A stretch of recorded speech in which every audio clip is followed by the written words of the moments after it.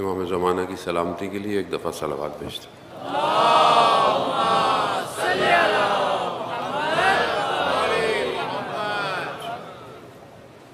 لا حول ولا قوة إلا بالله العلي العظيم حسبنا الله ونعم الوكيل نعم المولى ونعم النصير أعوذ بالله من الشيطان الرجيم بسم الله الرحمن الرحيم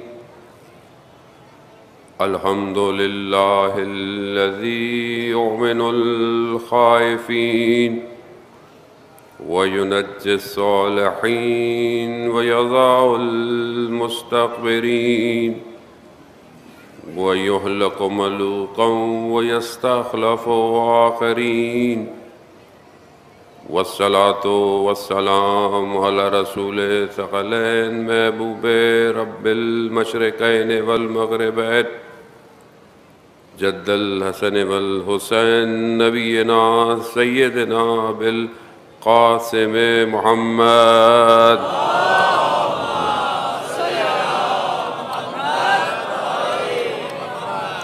وعلى آله الطيبين الطاهرين المعصومين لا سيما بقية الله في الأرضين روحي وأرواحنا لتراب مقدم الفداء ولعنة الله على أعدائهم أجمعين بسم الله الرحمن الرحيم رب اشرح لي صدري ويسر لي أمري واحلل عقدة من لساني يفقهوا قولي أما بعد فقد قال رسول الله صلى الله عليه وآله وسلم افضل الاعمال امتی انتظار الفرج صلوات بھیجتے محمد والے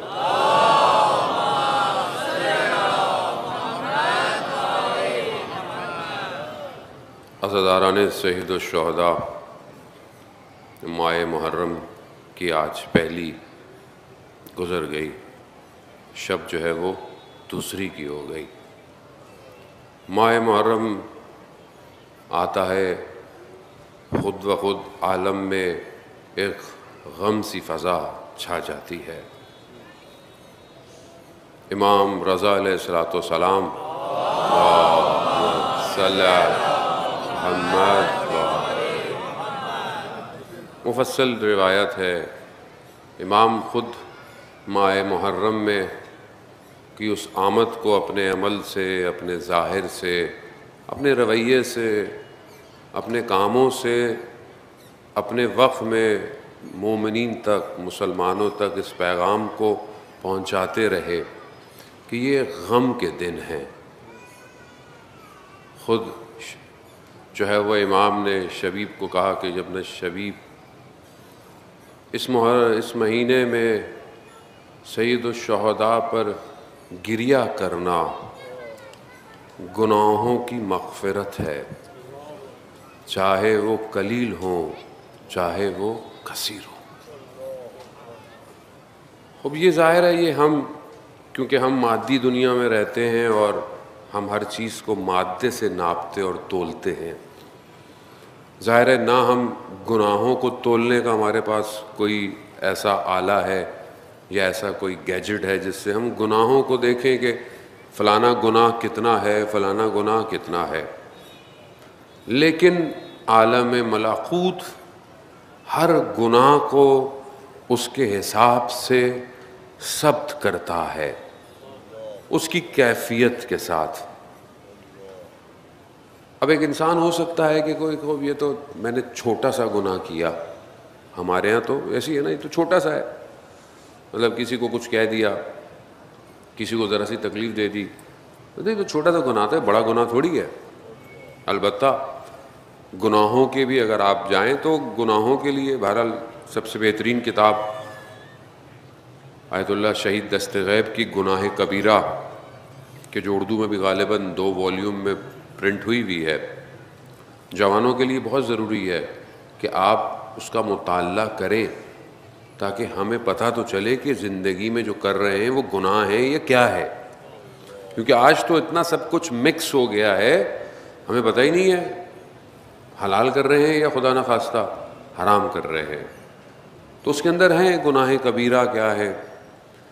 لیکن علماء اکرام روایات کی روشنی میں کہتے ہیں کہ گناہ چھوٹا ہو یا بڑا ہو، گناہ گناہ ہے. گناہ کا مطلب کیا؟ یعنی آپ نے خدا کی نافرمانی کی ہے. گناہ یہی ہے نا. مثال کے طور پر کوئی خاتون بے حجاب نہیں ہے، بد حجابی ہے. مثال کے طور پر تھوڑے سے بال نظر آتے ہیں، آپ کو پتہ ہے واجب ہے بالوں کو ڈھانپنا، حجاب کے اندر واجب ہے. جب خاتون بالغ ہو جاتی ہے اس کے لیے حجاب کرنا واجب ہے، چاہے وہ بچی ہو چاہے وہ جیسی بھی ہو. لیکن مثال کے طور پر کوئی کہ تھوڑے سے بال نظر آ رہے ہیں، وہ یہ تو تھوڑے سے ہیں، یا آپ الہی فرمان کے مقابلے میں انجام دے رہے ہیں. یہ تھوڑا نہیں ہے، یہ اللہ کے فرمان کے مقابلے میں. جب وہ سورہ نور میں کہہ رہا ہے کہ اپنی ماؤں بہنوں بیٹیوں کو ڈھانپ دو چادر سے، تو آپ کس کے مقابلے میں ہیں؟ خدا کے مقابلے میں ہیں آپ. تو اب دنیا تو ہم پیرامیٹر نہیں کر سکتے نا، کیونکہ ہمیں پتہ ہی نہیں ہے. ہم تو اپنی آنکھ سے دیکھتے ہیں، جو ہمیں نظر آتا ہے ہم دنیا کو ویسے ہی دیکھتے ہیں. یہ گورا ہے، یہ سانولا ہے، یہ کالے کپڑے پہنا ہوا ہے، یہ دوسرے کپڑے پہنا ہوا ہے، یہ چھوٹا ہے، یہ بڑا ہے. ہم تو یہی ناپتے ہیں. مگر عالم ملکوت ہمارے ظاہر کو نہیں، ہمارے باطن کو دیکھ رہا ہوتا ہے. اب یہ جو گناہ ہے اس کو دنیا کی کوئی سکینر مشین نہیں بتا سکتی کہ اس شخص کے کتنے گناہ ہیں. آپ دنیا کی بہترین مشین سے گزار لیں، گناہ نہیں بتائے. لیکن اللہ کا ولی جب ایک نگاہ ڈالتا ہے بندے کی طرف تو اسے دیکھ لیتا ہے کہ یہ کون سی مشکل میں اور گناہ میں پھنسا ہوا ہے. اب اس کی مثال ہے کہ جب ائمہ علیہ السلام سے پوچھا گیا کہ مطلب آپ کوئی ایسا کام کیوں نہیں کرتے، مطلب آپ کیوں نہیں کوئی ایسا کام کرتے، معصوم ہے وہ معصوم. خود امام ارشاد فرماتے ہیں کہ تم اگر کہیں سے گزر رہے ہو اور غلاظت پڑی ہوئی ہو، کچرا پڑا ہوا ہو، تو کیا اس کے قریب جاؤ گے؟ کہا نہیں، ہم کیوں نہیں آئیں گے. کہا کیوں نہیں جاؤ گے؟ کہا نظر آ رہا ہے غلاظت ہے. تو کہا ہمیں گناہ بالکل ایسے ہی نظر آتا ہے.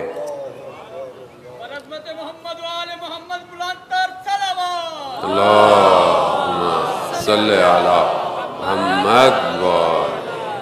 تو ہمیں گناہ ایسے ہی نظر آتا ہے، نظر آتا ہے کہ یہ گناہ ہے. کیوں اس کے قریب جائیں، کیوں اس کے قریب جائیں. نجف کے عالم دین تھے. شاگرد کہتا ہے کہ میں نے اپنے استاد کو اپنے کھانے پہ بلایا، گھر پہ کھانے کو آئے. کھانا رکھا ہوا، گوشت رکھا، چاول رکھا، سب رکھا. وہ آئے، بیٹھے، تھوڑی دیر بیٹھے، بس انہوں نے چاول چکھے اور اٹھ کے چلے گئے. شاگرد تھا، جانتا تھا استاد کو. کہا اس کا مطلب ہے کھانے میں کوئی نہ کوئی گڑبڑ تھی.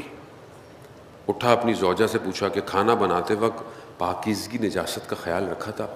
کہا بالکل. کہا کوئی ایسی چیز تو نہیں تھی؟ کہا نہیں.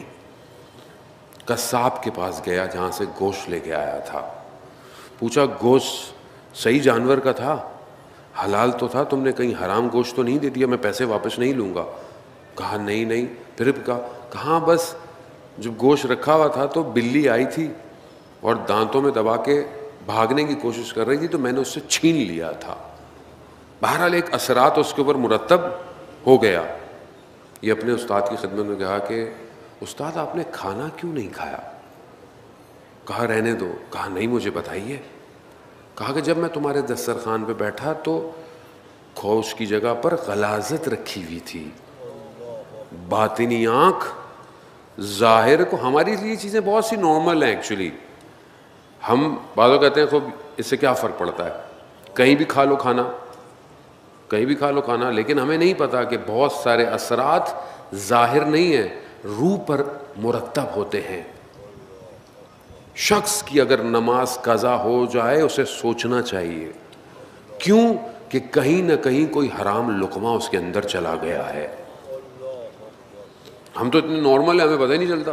ہماری تو فجر بھی چلی جائے، یہ بھی چلا جائے۔ عزیزان محترم، اوپر نظام بہت دقیق ہے، ایک ایک لمحہ ملی مائنر سیکنڈ کے ساتھ ہماری زندگی کو سکین کیا جا رہا ہے۔ جب مریں گے اس طرف جائیں گے نا تو ایک ایک لمحہ دکھایا جائے گا، دن اتنے ٹکڑوں میں کیا جائے گا کہ آپ اپنے دن کو ہی جواب دیتے دیتے آپ کی زندگی گزرنا شروع ہو جائے گی۔ وہ اوپر کا نظام ایسا ہے، خدا کا نظام ہے، ہمارا آپ کا نظام نہیں ہے، الہی نظام ہے۔ اب یہ جو ہم زندگی میں گزار رہے ہیں، نہ جانے کیا کیا غلطیاں ہیں، کیا کیا گناہ ہیں، کیا کیا خطائیں ہیں، کوتاہیاں ہیں، اور امام کیا کہتے ہیں؟ سید الشہداء پر گریا تمہارے گناہوں کو پاک کر دیتا ہے۔ سمجھنے کی کوشش کریں کہ آپ کہاں بیٹھے ہوئے ہیں۔ آپ کو امام نے دعوت دی ہے، آؤ، پورا سال تم سے کچھ بھی ہو گیا، ہم تمہیں صاف کریں گے۔ یہ ہے امام۔ امام کو سمجھیں عزیزان محترم، امام ایک ایسا نظام ہے کہ اس کے بغیر بشریت حرکت نہیں کر سکتی، کمال کی طرف نہیں جا سکتے،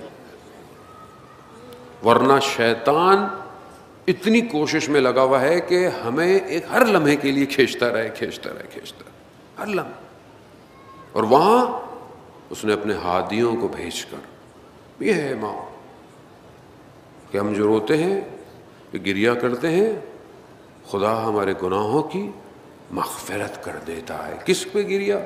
سید الشہداء پر گریہ۔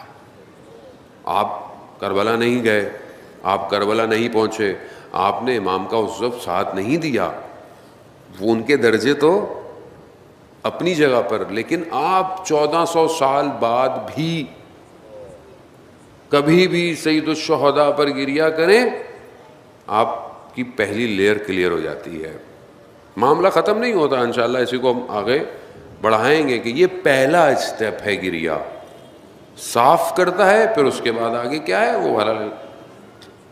ہمارا موضوع معرفت امام ہی پر ہے عزیزان محترم۔ اگر چند دنوں میں خدا توفیق دے کہ بہرحال جتنا ہم پہنچ سکے پہنچیں، بہرحال ایک قدم آگے ہوں، جتنا ہم پہلے امام کو جانتے تھے اس سے ایک قدم ہم کم از کم آگے بڑھیں۔ امام کیا ہے؟ کل میں نے آپ کی خدمت میں جو ہے وہ یہودیوں کی کچھ کتابوں کا حوالہ دیا، اور اس کے اندر جو امام کے لیے ارشادات ہوئے میں نے آپ کی خدمت میں بتایا۔ بہت تیزی سے خلاصہ کرتے ہوئے آگے نکلوں گا کہ یہودیوں کی کتاب توریت کے اندر ذکر تھا ایک منجی کا، ایک وہ جو نجات دے گا، اس کا ذکر تھا۔ وہ انتظار کرتے رہے، حضرت عیسیٰ آئے، انہوں نے حضرت عیسیٰ کو قبول نہیں کیا۔ وہ انتظار کرتے رہے، مدینہ میں رسول خدا آئے، مگر انہوں نے رسول کو قبول نہیں کیا۔ اب صرف ایک چانس جو ہے وہ بچ گیا ہے منجی کے لیے، اور وہ ہے آخری امام۔ اب وہ ان کا انتظار کر رہے ہیں۔ اب یہ کیونکہ انٹرنل اتنی ان کے اندر پرابلم ہو گئی ہے، چینجز ہو گئی ہے، کہ اب وہ ظاہر میں امام کا انتظار کر رہے ہیں، لیکن جو ایگزیکٹ ہے وہ اینٹی امام کا انتظار کر رہے ہیں ایکچولی، یعنی وہ اینٹی کرائسٹ کا انتظار کر رہے ہیں، یا یوں کہیں کہ وہ دجال کی تیاری کر رہے ہیں، کیونکہ ان کے اندر انحراف اتنا زیادہ ہو گیا ہے۔ اب وہ ایکچوئل میں امام کے مقابلے میں آ گئے ہیں، جو آپ کو نظر بھی آتا ہے پوری دنیا کے اندر۔ اب دوسرا مذہب جو سب سے زیادہ ہے وہ کرسچن ہے، ظاہر کرسچن کے اندر کیتھولک ہیں، آرتھوڈاکس ہیں، پروٹیسٹنٹ ہیں، اور بھی فرقے ہیں، لیکن یہ تین فرقے ان کے ہاں سب سے بڑے ہیں۔ ان کے ہاں بھی انجیل جو ہے وہ مختلف ہے، جو سب سے زیادہ ایکسیپٹیبل ہیں وہ 3-4 انجیلیں جو ہیں وہ سب سے زیادہ ایکسیپٹیبل ہیں، کہ حضرت عیسیٰ کے بعد ان کے حواریوں نے پھر ان کے بعد یہ چیزیں پہنچائیں۔ البتہ ان کے ہاں بھی مشکلات پائی جاتی ہیں، لیکن بہرحال مختلف کتابوں میں، انجیل لوقا میں، انجیل مرقس میں، اور اسی طرح مکاشفات یوحنا کے اندر مختلف چیپٹروں پر موعود کا ذکر کیا گیا ہے، موعود کہ جو آئے گا، جس کا وعدہ کیا گیا ہے۔ انہی کتابوں کے ایک چیپٹر نمبر 37 کے اندر جو ہے، یا چیپٹر 12 ہے غالباً، اور اس کے اندر بہت خوبصورت عبارت ہے. بس غور کیجئے گا، میں آپ کو بتانا چاہتا ہوں کہ کس طرح انسانیت انتظار کر رہی ہے.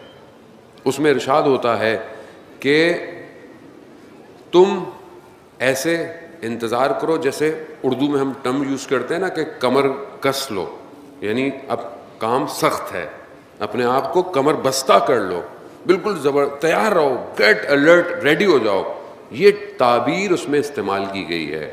کہا کہ کمر کس لو اور جو ہے وہ روشنی کر لو، یعنی چراغوں کو روشن کر لو. جیسے کوئی دولہا جب گھر آتا ہے تو اس کے لیے فوراً دروازہ کھول لیا جاتا ہے، اس طرح کمر بستہ اس کا انتظار کرو. خوب یہ انجیل کے اندر ہے. یہ نہیں ایسے اپنے آپ کو کر لو، ایسے کر لو، ایسے تیار کرو اور بیدار رہو. اس سے بھی بڑی عبارت جو ہے وہ دوسری انجیل کے اندر 13 چیپٹر میں اور پیراگراف 37 سے لے کے آنورڈ جو ہے وہ بیان ہوتا ہے کہ جیسے کوئی گھر کا بڑا بہت دور چلا گیا ہو اور اپنے پیچھے اپنے غلاموں کو ان کو خاص کام دے گیا ہو. اپنے غلاموں کو غور کیجئے گا، یعنی بہت دور چلا گیا ہے اور اپنے غلاموں کو خاص کام دے گیا ہے، اسپیشل ڈیوٹیاں دے گیا ہے اور ان کو یہ کہہ گیا ہے کہ انتظار کرنا اور وہ آئے گا. اس کے اندر لکھا ہے کہ وہ جو دور گیا ہے بڑا صاحب خانہ ہے، یعنی مالک ہے گھر کا، وہ پلٹے گا. تو تیار رہنا. وہ کب پلٹے گا؟ اس کے اندر عبارت ہے کہ وہ ہو سکتا ہے شام کو آئے، ہو سکتا ہے رات کو آئے، ہو سکتا ہے بانگ صبح یعنی جب مرغے اذان دیتے ہیں وہ آئے. بیدار رہنا، کہیں یہ نہ ہو کہ تم سو رہے ہو اور وہ آ جائے. خوب یہ انجیل کے اندر ہے اور یہ حضرت عیسیٰ کے لیے نہیں ہے. وہ خود حضرت عیسیٰ بیان کر رہے ہیں کہ اس کا انتظار ایسے کرو، یعنی وہ کبھی بھی آ سکتا ہے. اسی لیے آپ دیکھیں کہ پوری دنیا کے اندر چہل مچ ہلچل ہے، دنیا انتظار کر رہی ہے منجی کا اور تیاری کر رہے ہیں وہ لوگ امام کے لیے.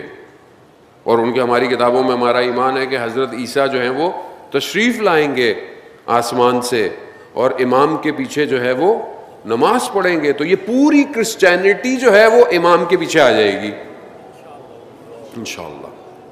اور ہم لوگ انتظاری نہ کرتے رہ جائیں گے کیونکہ ہم یوزڈ ٹو نہیں ہیں. ایکچولی ہمیں عادت نہیں ہے سسٹمیٹک زندگی گزارنے کی. یہ یاد رکھیے گا، جو نظام یا اسٹریٹجیکل اپنی زندگی کو نہیں گزارتا وہ امام کے نظام میں فٹ نہیں ہوگا.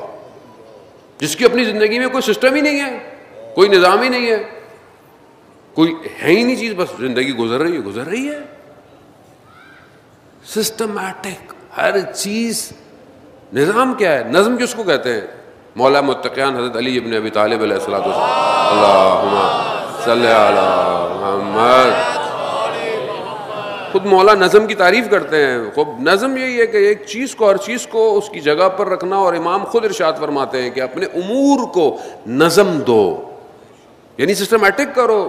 خاص طور پہ جوان بیٹھے ہوئے ہیں، اسٹوڈنٹ بیٹھے ہوئے ہیں، کب اٹھنا ہے، کب پڑھنا ہے، کب کھیلنا ہے، کب بک ریڈنگ کرنی ہے، کتنی دیر موبائل یوز کرنا ہے.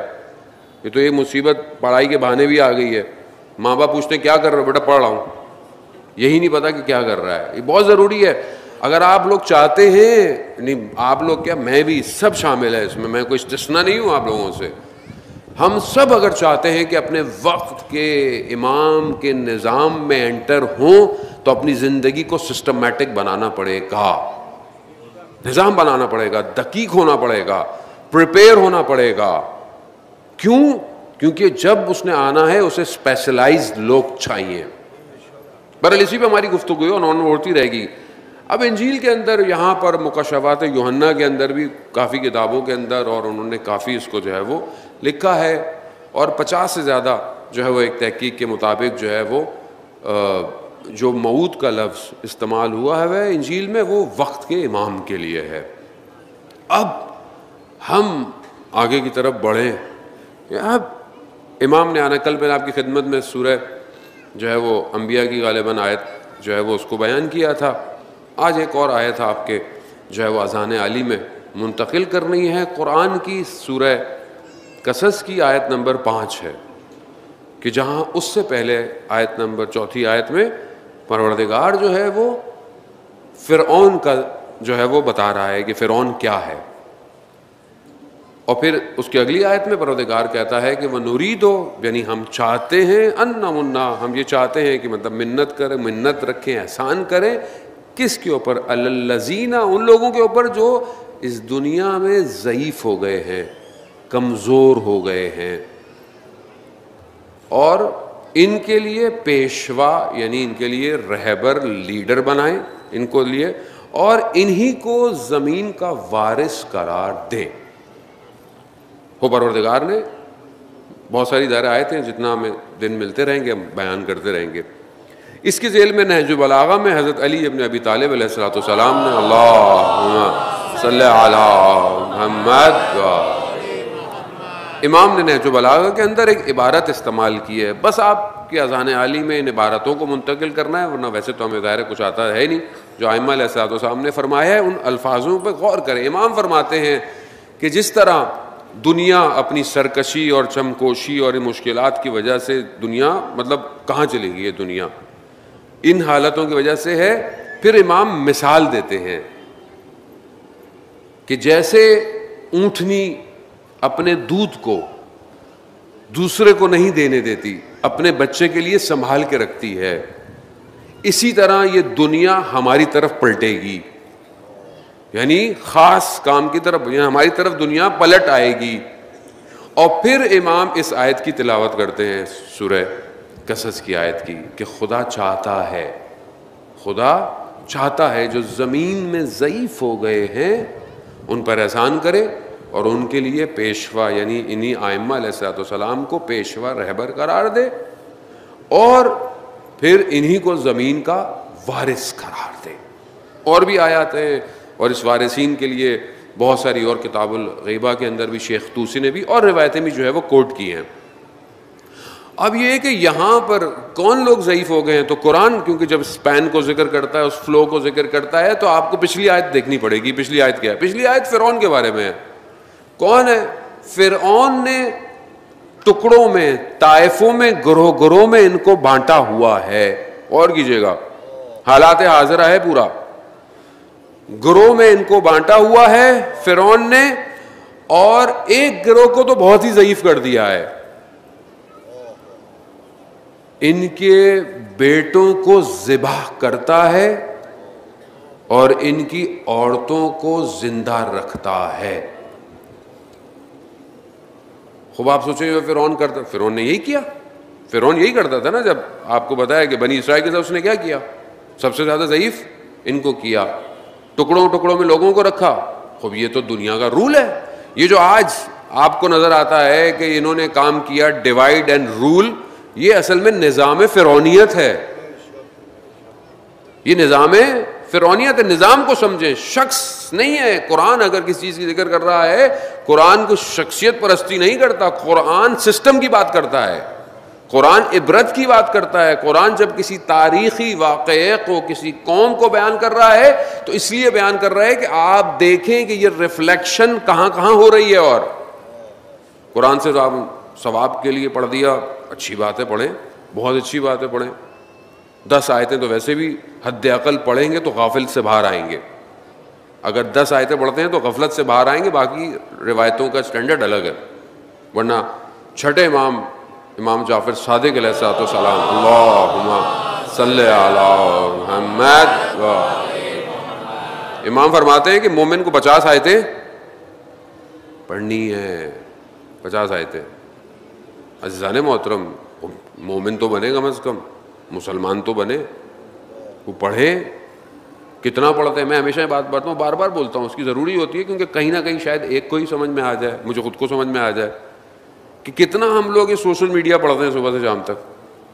واٹس ایپ کے میسج, فیس بک کے اسٹیٹس, انسٹاگرام, پتہ نہیں کیا کیا. کوئی بری بات نہیں ہے, لیکن اتنا ٹائم دیتے ہیں اس کو. اور وہ جو ہر وقت آن لائن ہے, خالق انسانیت کا, پورے جہان کا, اس کو کتنا ٹائم دے رہے ہیں؟ کلام الہی ہے نا, مگر آپ نہیں چاہتے کہ خدا آپ سے کلام کرے, نہیں چاہتے, خود اس کو دے. اب ہم سطحی طور پر قرآن سے گزر گئے. قرآن سسٹم دے رہا ہے, قرآن کہہ رہا ہے کہ یہ فرعونیت سسٹم یہ ہے, ایسا ایسا ایسا کریں گے, ٹکڑوں میں بانٹیں گے, ضعیف کریں گے, کمزور کریں گے. ذبح آپ کے سامنے کیا آج دنیا میں ہو رہا ہے, سب یہی ہے, سب یہی ہے.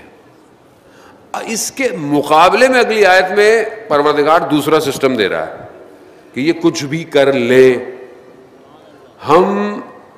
ہم ضعیف کمزوروں کو مضبوط بنائیں گے, ہم بھیجیں گے اس کو, وہ آئے گا, وہ موعود ہے, وہ اللہ کا وعدہ ہے, وہ حجت الہی ہے, وہ میرے اور آپ کے کہنے سے رکنے والا ہمارا اپنا نقصان ہے. آج اگر ہم اپنے مولا کی طرف نہیں بڑھتے تو امام کا تھوڑی نقصان ہے, ہمارا نقصان ہے.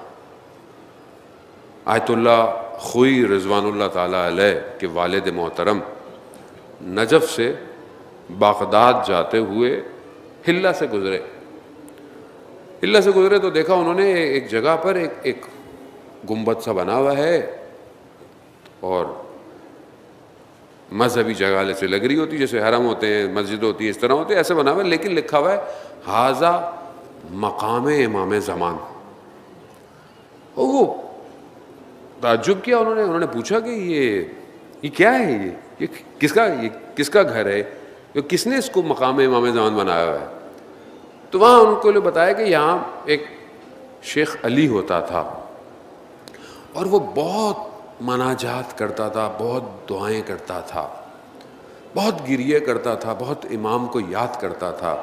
کہتا تھا مولا کب آئیں گے, مولا میں کب تک آپ کے لیے روتا رہوں گا, آپ کیوں نہیں آتے. بہت گریے کرتا تھا, مشہور تھا وہ. ایک دن شہر سے باہر نکل گیا اور وہی چیخ و پکار, وہی گریے, مولا یہ آنکھیں ختم ہو رہی ہیں, میں کب آپ کو دیکھوں گا. مولا زندگی گزرتی جا رہی ہے, آپ کیوں نہیں آتے.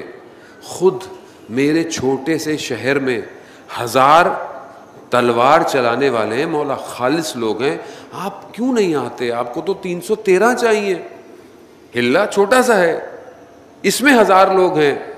بہت گریہ کیا. گریہ کرتے کرتے دیکھا کہ ایک عربی لباس میں جوان نمودار ہوا. کہا کہ شیخ کیا چاہتے ہو. کہا میں اپنے وقت کے امام کو دیکھنا چاہتا ہوں. کہا ہم ہی تمہارے وقت کے امام ہیں. تو وہ پاؤں میں پڑ گیا, اور وہی ساری باتیں جو بولتا تھا, بولا مولا آ جائے. مولا 1000 لوگ تیار ہیں. مولانا اچھا, مولانا کہا 313 خالص چاہیے مجھے. کہا مولا 1000 لوگ خالص. کہا اچھا ٹھیک ہے, جاؤ اور فلانا جو تمہارے محلے میں کسائی رہتا ہے اس کو لے جاؤ, اور 2 گوسفند یعنی دمبے اپنی چھت پہ پہلے جا کے رکھ دینا, اور پھر لوگوں کو بلا لینا کہ جمعرات کو وہ تمہارے گھر آ جائے. میں جمعرات کو تمہارے گھر تشریف لاؤں گا. خوش ہو گیا, چلا گیا. اس نے اس کسائی کو کہا کہ امام نے تمہیں اور مجھے کوئی ڈیوٹی دی ہے, اور 2 جو ہے وہ دمبے اس نے چھت پہ پہلے ہی رکھ دی, جا کے باندھ دیے رسی سے. اب پھر سب کو بلا لیا. پھر انہوں نے انتخاب کیا ان 1000 لوگوں میں سے, بہت بحث مباحثے کے بعد 40 لوگوں کا انتخاب کیا. 40 لوگوں کو لے آئے وہ اس کے گھر کے نیچے. اب انہوں نے دیکھا کہ ایک دم نور نمودار ہوا, اور نور سے پورا علاقہ روشن ہو گیا, اور اس کی چھت پہ آگے نور ختم ہو گیا. تو سمجھ گیا کہ امام آ گئے. اب پھر امام نے سب سے پہلے جو ہے وہ قصاب کو, کسائی کو بلایا. وہ اوپر آیا, امام کی خدمت میں حاضر ہوا. امام نے کہا کہ یہ جو ایک جانور ہے اس کو قربان کرو, اور یہ جو نالی نیچے جا رہی ہے اس میں قربان کرو، خون اس کا یہاں سے جانا چاہیے۔ اس نے امام کی نوکری نے بھائی کاٹا، خون بہنا شروع کیا۔ اب جب نیچے خون گیا صحن میں تو یہ سب بیٹھے ہوئے تھے۔ کہا کہ امام نے تھوڑی دیر اس سے باتیں کی ہوں گی، پوچھا ہوگا، اور اس کا عمل اچھا نہیں ہوگا، امام نے اسے قربان کر دیا۔ اب گھبرائے، پھر امام نے شیخ کو بلایا، پھر شیخ گیا، پھر امام نے اسے کسائی کو دوبارہ یہ کہا، وہ تو بیٹھا ہوا تھا اوپر، کہا کہ دوسرا جانور بھی قربان کرو۔ دوسرا جانور قربان ہوا، خون نیچے گیا۔ اب نیچے سارے پریشان کہ یہ دونوں تو ہم سب میں بہترین تھے، اس کا مطلب ہے کہ ان کا عمل بھی صحیح نہیں ہے، تو پھر ہمارا عمل کا کیا ہوگا؟ بھاگ گئے۔ امام نے شیخ علی سے کہا جاؤ لوگوں کو بلاؤ۔ اب جیسے اس نے جا کے دیکھا تو صحن میں کوئی بھی نہیں تھا۔ امام نے کہا کہ تم تو کہتے تھے کہ خالص لوگ ہیں۔ اب یہی تھا نا، امام نے یہی کہا کہ امام نے کہا کہ جس کو اپنے عمل پر یہ یقین ہے کہ میں اس سے راضی نہیں ہوں، وہ میرا کیا کام آئے گا؟ یعنی جس کو خود یہ یقین ہو کہ میرا عمل اچھا نہیں ہے تو ہمارے کس کام کا؟ اور اگر اس کو یہ ہے کہ اس کا عمل اچھا ہے تو پھر وہ میرے راستے پر جان قربان کرنے سے کیوں گر رہا ہے؟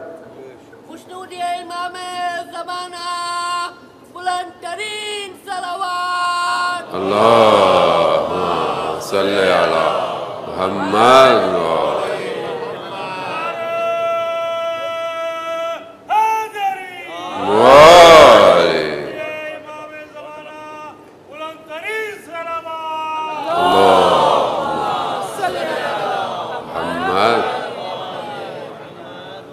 عزیزان محترم، بولا آسان نہیں ہے 313 ہو جائیں 313 ہو جائیں، کیسے ہو؟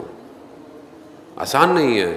اگر آپ ملاقوت کا کیمرہ آپ کے پاس ہو تو آپ کو پتہ چل جائے گا کہ میں کتنی مشکل میں گرفتار ہوں۔ اس لیے تو ہم آتے ہیں مجلسوں میں کہ ہم ایک ایسی کشتی میں سوار ہوں جو سب سے تیز ہے، جو ہمیں تیزی سے لے کے جائے گی۔ کوئی اور در نہیں ہے، کوئی اور مکتب نہیں ہے، کوئی اور دروازہ نہیں ہے عزیزان موت۔ اس لیے میں ہمیشہ اور بار بار اس بات کو اظہار کر رہا ہوں کیونکہ حالات آپ کے سامنے ہیں۔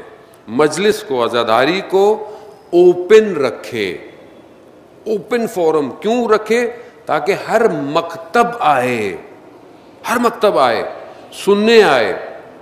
اگر کوئی نہیں سوار ہو پایا نا اس کشتی پر ہماری وجہ سے، اس کا بھی ہمیں جواب دینا پڑے گا۔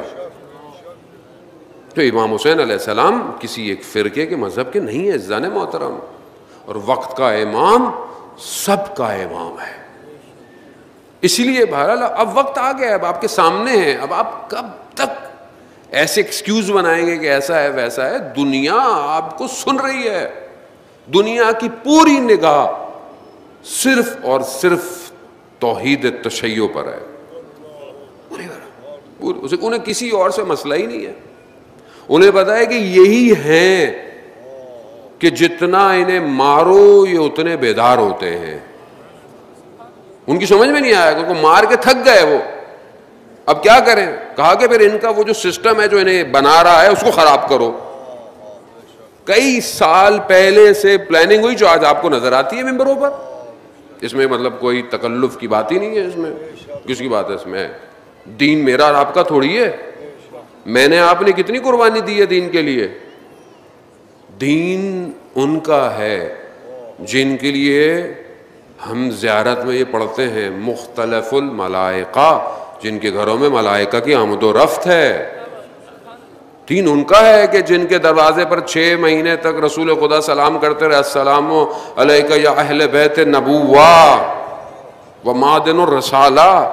دین وہ دے کے گئے ہیں، ہمیں الہی دین ہے، اللہ نے ان کا انتخاب کیا۔ اس میں میرا آپ کا جھگڑا کس چیز کا ہے؟ اللہ نے انہیں انتخاب کیا ہے، وہ جسے خدا نے انتخاب کیا، اب آپ کیا کریں گے؟ سمجھنے کی کوشش کریں۔ بشریت کی بقا عام انسان نہیں کر سکتا، وہی کر سکتا ہے جسے خدا نے بھیجا ہو، اور خدا کی مرضی جسے بھیجے، خدا کی مرضی جس کا انتخاب کرے، نہ ہم لڑ سکتے ہیں نہ ہم کچھ کر سکتے ہیں. اور یہ ساری دنیا اسی نظام سے چل رہی ہے عزیزان محترم. اس لیے مجلس کو، عزاداری کو آپ کی ذمہ داری ہے، ایک ایک شخص کی ذمہ داری ہے عزیزان محترم، ایک ایک شخص کی ذمہ داری ہے کہ کوئی ایسی بات، کوئی ایسا پیغام یہاں سے نہ نکلے کہ جسے امام نے خود فرماتے ہیں کہ ہمارے لیے زینت کا باعث بنو، زینت کا باعث بنو. بیان کریں ائمہ علیہ السلام کی زندگی، بیان کریں کیسے تھے، بیان کریں کس طرح ان کا رویہ تھا، کیسی ہستیاں تھیں، کیسی شخصیتیں تھیں. شخص آتا ہے امام جعفر صادق علیہ السلام کے بعد، اللہم صلی علی، امام پوچھتے ہیں اس سے، حال احوال پوچھتے ہیں کیسا. اپنے رشتہ دار اپنی پھوپھی کے گھر سے آتا ہے کہ جگہ پھوپھی جو ہوتی ہے وہ دوسرے طرف ہوتی ہے، لیکن پھر بھی صلہ رحمی کرتا ہوا آتا ہے. امام سلام پوچھتے ہیں حال احوال، امام کہتے ہیں بہت خوش ہوا میں کہ تم نے صلہ رحمی کی. امام اس سے اس کے بھائی کا احوال پوچھتے ہیں، بھائی کیسا ہے؟ کہتا ہاں صحیح ہے، ٹھیک ہے، مگر وہ کچھ آپ کے معاملات میں شک اور تردید کا شکار ہے، تھوڑا سا اس کو آپ کے مرتبے، آپ کی چیزوں پر شک ہے. کہا اچھا، کہا اس سے کہنا کہ فلانی جگہ، فلانی نہر کنارے، فلانے درخت کے نیچے اس وقت تمہارا یقین کہاں چلا گیا تھا. اب یہ اس کو بھی نہیں پتا ہوتا. اب یہ اپنے بھائی کے پاس جاتا ہے اور کہتا ہے کہ امام نے تمہارا، میں نے پوچھا اور میں نے یہ بتایا کہ وہ تھوڑا شک اور تردد کا شکار ہے.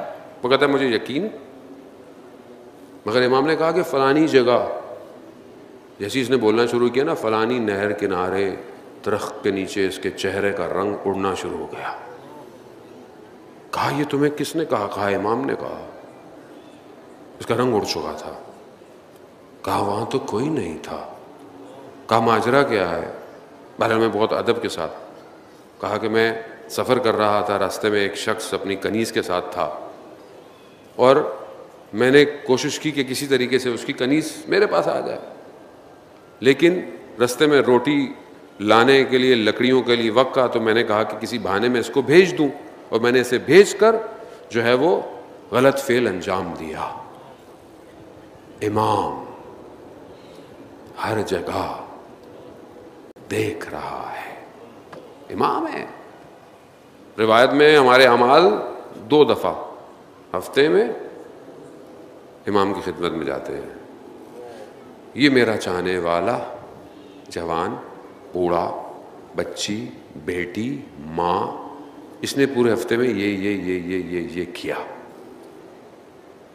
یہ تنہائی میں بیٹھا ہوا تھا، اس نے آنکھوں سے گناہ کیا. کسی کا دروازہ کھلا تھا، اس نے اس کے گھر میں جھانکا. مال میں پتہ نہیں تھا، اس نے ملاوٹ کر لی، کم تول لیا. فلانی جگہ اس نے جھوٹ بولا. کتنا سخت ہے. میں تو اتنا گھبراتا ہوں عزیزان محترم، آپ ایسا اندازہ نہیں کر سکتے. ہمیں ہمارے لیے اور مشکلات ہیں. ہمیں تو عجب یعنی خود پسندی، ریاکاری، ہم تو اسی میں گرفتار ہیں کہ کتنے لوگ میری مجلس سن رہے تھے. خود پسندی ہے، میں کہاں سے باہر نکالوں اسے. کتنے لوگوں نے لائیو سنا میری مجلس کو، گاڑی میری کیسے آ رہی تھی. مجھے تو خوف ہوتا ہے کہ جب ہم اس روڈ پہ آتے ہیں، کسی کو اذیت ہو جائے، کسی کو تکلیف ہو جائے، میں تو روز قیامت کھڑا رہ جاؤں گا کہ تم جا کہاں رہے تھے. تم آئے، تمہارے ساتھ کے چلنے والوں نے کسی کو ٹھوکر مار دی، میں کیسے جواب دوں گا. آپ سوچیں معاملہ سنگین ہے. اس حالت میں میں خوش ہوں کہ میرے ساتھ 10-15 گاڑیاں گارڈ چلتے ہیں. میں بڑا خوش ہوں کہ مولا مولا کہیں گے کہاں جا رہے ہو، کدھر جا رہے ہو. غلام چاہیے ہمیں. وہ غلام کیسا غلام؟ وہ غلام کہ راوی کہتا ہے کہ میں نے مدینہ میں دیکھا، بارش نہیں ہو رہی تھی، لوگ دعائیں اور استغاثے کر رہے ہیں، ایک سیاہ پوش غلام رخساروں کو خاک پہ رکھے ہوئے خدا سے کہہ رہا ہے اگر پروردگار تو نے بارش نہیں بھیجی نا تو میں رخسار نہیں ہٹاؤں گا. کہتا ہے میں نے دیکھا اس کے جملے ختم نہیں ہوئے تو بارش شروع ہو گئی. کہا اٹھا. میں نے کہا یہ ہے کون؟ میں نے اس کا پیچھا کیا, دیکھا کوچہ بنی ہاشم میں چھٹے امام کے جانوروں کو پالنے والا غلام تھا. یعنی کس مقام پہ غلاموں کو پہنچا دیا مولا. مولا ایسی نوکری. یہی تو وجہ تھی کہ جو غلام کے پاس خراسان سے کوئی بہت بڑا شخص آیا, کہا کہ میں تم میری ڈیوٹی چینج کر لو, میں تمہیں خراسان میں باغ دیتا ہوں, زمینیں دیتا ہوں, سب کچھ دیتا ہوں, میری دولت لے لو. کہا مجھے یہ نوکری جو تم کرتے ہو مجھے دے دو. اس نے کہا معاملہ برا نہیں ہے. آیا مولا کی خدمت میں, مولا ایسا ایسا ہے, آپ کا چاہنے والا آیا ہے. امام نے کہا کیا میں جاؤں؟ کہا مرضی تمہاری, جاؤ. جب جانے لگا نا تو امام نے کہا ایک منٹ رکو. کہا دیکھو یاد رکھنا جو اس دنیا میں جتنے ہمارے قریب ہوگا نا وہ اس دنیا میں بھی اتنا ہی قریب ہوگا. بانٹو. کس چیز کی کمی ہے ہمارے پاس؟ یہ جو نعمت ہے محبت اہل بیت کی, یہ سارے خزانے آپ دیں گے اس کو دنیا کے بدلے میں. یہی تو کوالٹی ہے ولایت میں کہ جو مولا کے ماننے والے ہیں ان کی گردنوں میں تلوار کی نوک بھی رکھی ہو نا, وہ ولایت علی ابن ابی طالب سے نہیں ہٹتے. یہ کون سا سافٹ ویئر ہے مولا؟ یہ کون سی ایسی چیز ہے جو ہمارے وجود میں آ گئی ہے اور ہم اس کو چھوڑنا نہیں چاہتے؟ کیا ہے یہ؟ کہا یہ تمہارے بس کی بات نہیں ہے, یہ لطف الہی ہے. یہ نہ صرف لوگوں پہ بلکہ جانوروں, دوسری مخلوقات ہوں, سب کے اوپر ہے. بیان کرتے ہیں کہ امام رضا علیہ الصلوۃ والسلام کے حرم میں اللہم صلی علی محمد, امام کے حرم میں ایک اونٹ دوڑتا ہوا آ گیا. آتے آتے تخت فولاد پہ آگے رک گیا. لوگ متوجہ ہوئے, بڑا گریا, خود اس نے چیخنا شروع کر دیا اور اونٹ نے ایسے میں اس کا مالک بھی پہنچ گیا اور اس نے اس کے گلے میں ڈلا ہوا تھا, اس سے کھینچنے شروع کی. اس نے اور چیخ پکار شروع کر دی اونٹ نے. ایسے میں جو متولی تھے حرم کے وہ آئے. جب انہوں نے ماجرا دیکھا اس نے کہا کہ ایسا کرو اس اونٹ کو ہمیں دے دو, ہم اس کو امام کے لیے وقف کر دیتے ہیں. اس نے کہا ٹھیک ہے. جیسے ہی اس کی گردن میں حرم کا وہ ڈلا, کہتے ہیں اس نے حرکت کرنا شروع کر دی. یعنی یہ جانوروں کو بھی پناہ دے رہے ہیں. ہم عزیزان محترم ہم کیوں پریشان ہیں؟ آپ یقین کریں آیت اللہ عظمہ بہجت فرماتے تھے کہ جب تم کوئی بات خود کہتے ہو نا تو یہ بات سب سے پہلے تمہارے کان میں جاتی ہے. تمہارے لبوں اور تمہاری کان کے درمیان میں یہ 4 وجب کا فاصلہ ہے. کہا امام اس سے بھی زیادہ نزدیک ہے, اس سے بھی زیادہ نزدیک ہے. بس آپ کی زحمت ہے تمام. ہاں عزاداران محترم, امام کی جو نزدیک ہوتا ہے وہ بڑا باکمال ہوتا ہے. اسی طرح امام نے جب ایک کوفہ کے پہلے شہید کا نامہ لکھا نا, اس میں یہ نہیں کہا کہ یہ میرے چچا کا بیٹا ہے, بلکہ پہلے کہا کہ یہ مسلم بن عقیل میرا بھائی ہے. پہلے بھائی کہا, پھر کہا کہ یہ میرے چچا کا بیٹا ہے. مسلم کو بھیجا. لوگ کہہ رہے تھے کہ مولا آئیے, تو مولا نے کہا چلو پہلے میں تمہارے پاس اپنا سفیر بھیجتا ہوں, جا کے دیکھے جا کر کہ معاملہ کیا ہے. اب دیکھیں امام نے کیسا انتخاب کیا, ایک ایسی ہستی کا. آپ خود سوچیں ان کا مقام کیا ہوگا. حضرت مسلم کا کیا مقام ہوگا کہ امام اپنے آخری وقت میں روز عاشورہ جب دائیں دیکھتے ہیں اور بائیں دیکھتے ہیں تو سب سے پہلے امام نے کہا اینا اینا مسلم ابن عقیل، یعنی وہاں مسلم نے بھی وفا کی، یہاں امام نے بھی مسلم کو یاد رکھا۔ وہاں مسلم کو سمجھنے کی کوشش کریں، حضرت مسلم کو۔ حضرت مسلم، اللہ اکبر، حضرت مسلم گئے، لوگوں کو بلایا، بڑے بڑے لوگ آئے، سب لوگ جمع ہوئے، کہتے ہیں ہزاروں کی تعداد میں لوگ مسلم کے پیچھے نماز پڑھ رہے تھے۔ ابن زیاد بہرحال بنی ہاشم کا لباس بنا کر داخل ہو گیا، لوگ سمجھے گئے امام آ رہے ہیں، اسی لیے بصیرت چاہیے عزیزان محترم کہ کوئی تقدس کا لباس پہن کر آپ کی صفوں کے اندر داخل نہ ہو۔ ابن زیاد نے یہی کیا، بصیرت نہیں تھی کوفہ والوں کے اندر۔ آیا اور اس نے پھر آتے ہی اپنا کام شروع کر دیا، وہ پہچان گیا تھا کوفہ والوں کو۔ اس نے تلوار کو سونے کے بدلوں میں خرید لیا اور کہا کہ اگر کوئی میری بات نہیں مانے گا اس کا خون حلال ہے۔ ہزاروں کی تعداد کم ہونا شروع ہوئی، کہتے ہیں کہ آخری نماز میں مسلم کے پیچھے 30 لوگ تھے، جب اٹھے تو کہتے ہیں 10 لوگ تھے۔ جیسے ہی باب قبلہ سے مسجد سے باہر نکلے مسلم تنہا تھا۔ ہائے غربت اہل بیت کی، مسلم تنہا تھا۔ مسلم اب رات کی تاریکی ہے اور کوفہ کی گلیاں ہیں، ایک دیوار کے کنارے سہارا دے کر مسلم بیٹھے ہوئے ہیں۔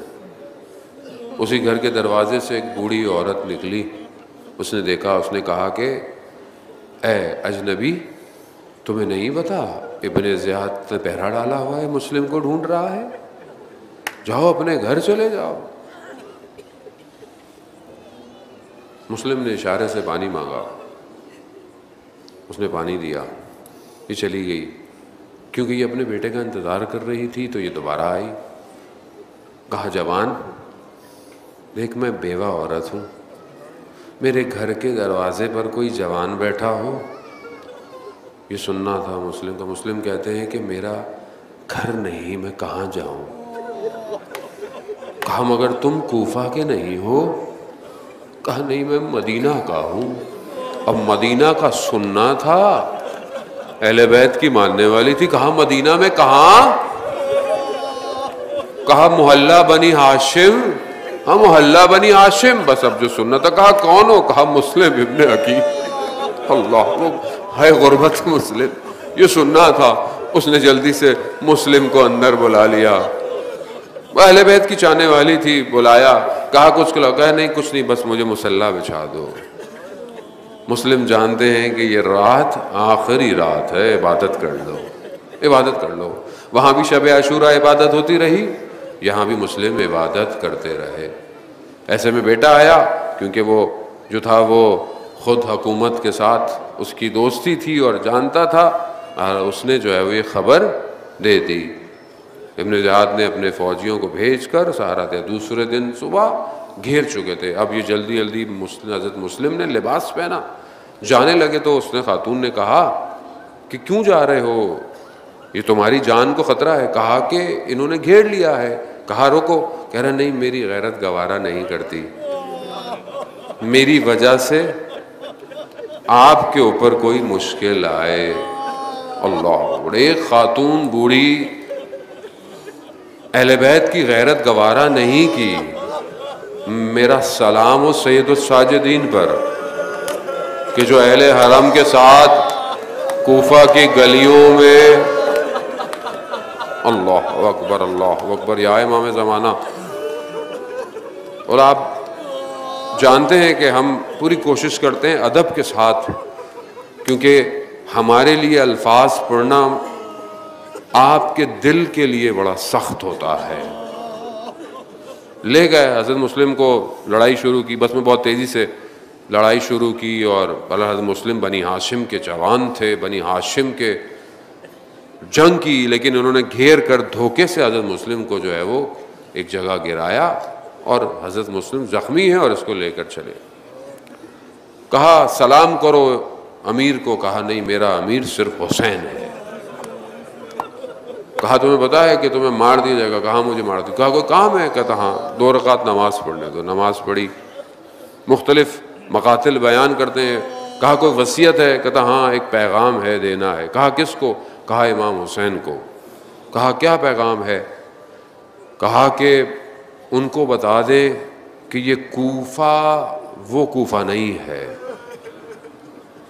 حضرت مسلم جانتے ہیں کہ امام کو پتا ہوگا، لیکن اپنی ذمہ داری ادا کی۔ جب پہلا خط لکھا تھا تو بتایا کہ کوفہ والے آپ کا انتظار کریں، لیکن اب کوفہ بدل چکا ہے، اب یہ کوفہ وہ نہیں رہا۔ کہتے ہیں حضرت مسلم جا رہے ہیں، کہا کہ دارالعمارہ لے جاؤ اور وہاں پر ان کے سر کو تن سے جدا کر دو۔ جا رہے ہیں تو حضرت مسلم گریہ کر رہے ہیں، تو پوچھنے والے نے کہا کہ مسلم ایسا کام کیوں کرتے ہو جس سے رونا آئے؟ کہا میں اپنے لیے نہیں رو رہا، میں امام حسین کے بچوں کے لیے رو رہا ہوں۔ لے گئے حضرت مسلم کو، مقام پر لے گئے۔ کہتے ہیں پانی لایا گیا، خون پانی میں گرا، پانی نجس ہو گیا۔ دوسرا پانی دیا، وہ بھی ایسے ہی۔ تیسرا پانی، مسلم سمجھ گئے کہ میرے ارباب کو بھی پیاسا شہید کیا جائے گا۔ سر تن سے جدا ہو گیا۔ یہ پہلا سر ہے جو سید الشہداء کے لیے اپنے وجود کو قربان کر رہا۔ میں نے آپ کو پہلے کہا عزیزان محترم، یہ راستہ ایسا ہے، یہ کربلا ایک وادی ہے عشق کی۔ اس وادی کے دروازے پر لکھا ہے کہ اگر اندر آنا ہے سر کٹوا کے آنا پڑے گا۔ مسلم نے اپنا سر کٹوا دیا۔ امام کو غیب سے خبر ہو گئی، لیکن امام نہیں چاہتے تھے کہ علم امام سے بتائیں۔ امام چاہتے تھے کہ کوئی کوفہ سے آ رہا ہو وہ بتائے۔ ایک مقام پر امام نے دیکھا کچھ آ رہے ہیں، امام کہا یہ کوفہ سے ہوں گے۔ امام ان کی طرف دیکھیں، جیسے ہی انہوں نے امام کی طرف ہوا اپنا راستہ بدل لیا۔ امام نے کہا کہ ان کو روکو، یہ کوفہ سے۔ انہوں نے جا کر روکا، کہا تم نے نہیں دیکھا امام تمہارا؟ کہا ہم دیکھ رہے تھے۔ کہا پھر؟ کہا ہم خود ہی امام کا سامنا نہیں کرنا چاہتے تھے۔ کہا نہیں امام نے بلایا ہے۔ بلایا امام نے، پوچھا، کہا ہم بتا دیں؟ کہاں یہ سب میرے لوگ ہیں، بتاؤ۔ کہا کہ جب ہم آخری دفعہ کوفہ سے باہر نکلے نا تو مسلم کے ٹانگوں میں رسی باندھ کر اس کے بدن کو کوفہ کی گلیوں میں گھسیٹا جا رہا تھا۔ ہاں، حضرت مسلم کوفہ کی گلیوں کو صاف کر رہے ہیں کہ گویا کوئی آنے والا ہے۔ اللہ اکبر! یہ ہے نوکری امام کی، اسے کہتے ہیں امام کی نوکری، کہ اپنے وجود کو ایسا قربان کر رہا ہے۔ ہاں بہت تیزی سے، بس چند لمحے، بس آپ تیزی سے گزروں گا۔ عزاداران محترم، امام کو خبر ہوئی نا، امام خیمے میں گئے۔ امام نے کہا زینب حمیدہ کو بلاؤ۔ کون؟ حضرت مسلم کی بیٹی ہے، کیونکہ حضرت مسلم کی زوجہ حضرت ام البنین کی بیٹی یعنی حضرت عباس اور امام حسین کی بہن ہے۔ کہا حمیدہ کو بلاؤ، بچی چھوٹی ہے۔ جس طرح امام نے دیکھا اہل بیت کی پرورش شدہ بچی تھی، دیکھتے ہی پہچان گئی۔ کہا ماموں بابا ٹھیک ہیں؟ بس یہ سننا تھا۔ امام نے کہا پھر کوئی سر پہ ہاتھ پھیرتا ہے، کوئی رخسار پہ پیار کرتا ہے، کبھی کوئی گود میں بٹھاتا ہے کہ یتیم بچی ہے، کبھی کوئی پیار کرتا ہے۔ اب ایک چھوٹی سی بچی یہ دیکھ رہی ہے کہ جب کوئی یتیم ہوتا ہے تو پیار کیا جاتا ہے۔ اب روز عاشوراء جب یہ صدا بلند ہوئی کہ حسین کو پیاسا مارا گیا تو اب یہ بچی انتظار کر رہی ہے کوئی پھیرے گا، لیکن تماچے لگے، تازی آنے لگے، گوشوارے چھرے۔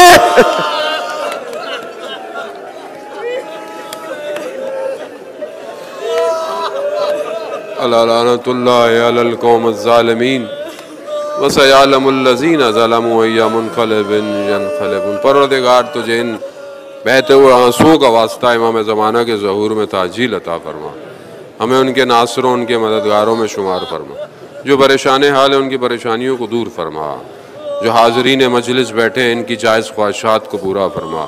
مجلس ماتم عزاداری پروردگار جہاں جہاں ہو رہی ہے جلوس، ان سب کی جان مال عزت آبرو کی حفاظت فرما۔ جو بھی اپنی طرف سے اس پورے کام میں اپنی ذمہ داری، اپنی ڈیوٹی، چاہے وہ انتظامیہ ہو، گورنمنٹ ہو، پولیس ہو، رینجرز ہو، اسکاؤٹس ہوں، ساؤنڈ والے، ٹرسٹ والے، ہر شخص جو بھی اپنی خدمت انجام دے رہا ہے، پروردگار تجھے اپنی بارگاہ سے اجر کثیر عطا فرما۔ ہمیں حج، عمرہ اور زیارات کی توفیق عطا فرما۔ ہمیں کربلا میں امام حسین کا چہلم منانے کی توفیق عطا فرما۔ پروردگار ہمارے ملک وطن عزیز پاکستان کو عزت اور استحکام عطا فرما۔ ہمیں ان کے ناصروں اور خاص طور پہ ہمیں اپنے وقت امام کے لیے اپنے اندر صلاحیتوں کو پیدا کرنے کی توفیق عطا فرما۔ اللہم ارزقنا زیارت الحسین فی الدنیا و شفاعتہ فی الآخرہ۔ صلوات بید محمد و آل محمد۔